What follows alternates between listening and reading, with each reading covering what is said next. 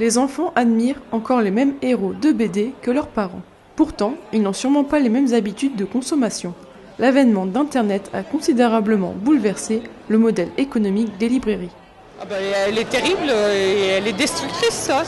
Aujourd'hui, les gens très souvent viennent en librairie pour faire du repérage, écouter des conseils et puis finalement ils vont cliquer ailleurs alors que le prix est exactement le même en librairie.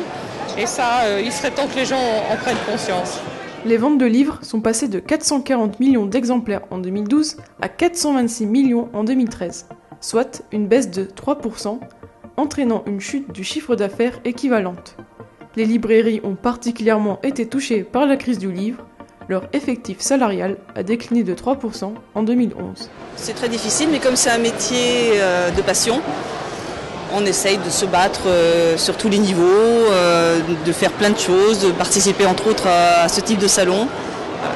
On y croit, parce qu'on aime notre métier. Voilà, on s'accroche. Est-ce que le livre papier est en train d'écrire cette dernière ligne ? Non, pas vraiment. On a une clientèle qui est très attachée au livre papier.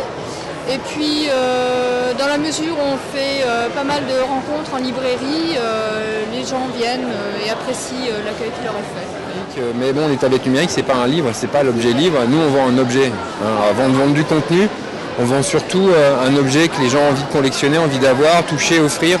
On vend aussi surtout un service. C'est-à-dire qu'on a une petite boutique, on peut s'occuper de chaque personne qui rentre dans la boutique.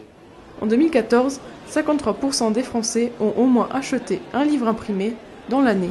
Si certaines librairies vont mal, ce n'est donc pas uniquement la faute d'Internet.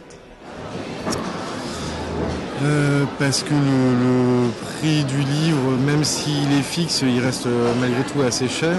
Pour info, le bénéfice d'une librairie, en général, c'est 1%. C'est-à-dire que lorsque vous vendez pour 100 € de bouquin, vous pouvez mettre de côté 1 euro. Il est encore trop tôt pour noircir totalement la page.